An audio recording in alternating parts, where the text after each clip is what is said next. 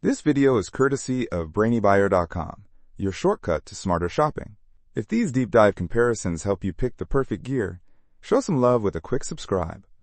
So I'm looking at these two super-automatic espresso machines, the Breville Barista Touch and the De'Longhi Magnifica Evo next. Both seem pretty slick, and they're even the same price right now. Yeah, I noticed that.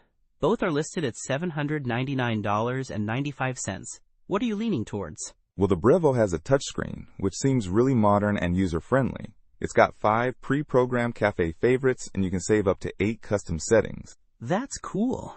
The De'Longhi has a color display too, a 2.4-inch TFT screen, and it boasts 13 one-touch recipes.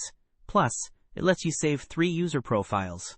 So fewer custom saves overall, but dedicated profiles for different people.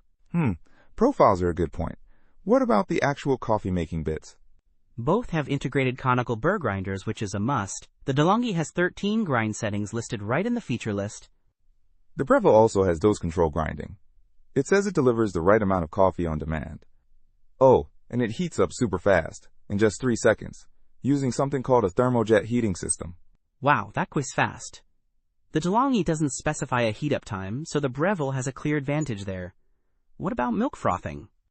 The Breville has an auto steam wand that lets you adjust the milk temperature and texture. They call it automatic microfoam milk texturing.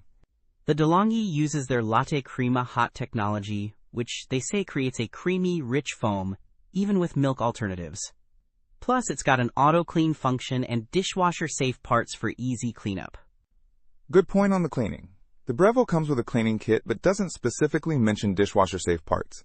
It does have a water filter.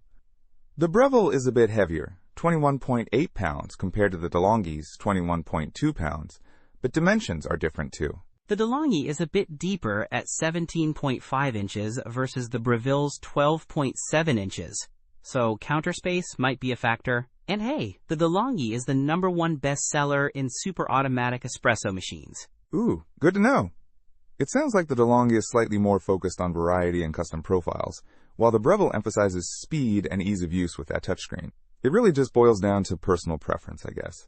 Don't miss out on our next in-depth review to help you make smarter purchasing decisions. Hit that subscribe button and the notification bell so you're always in the know.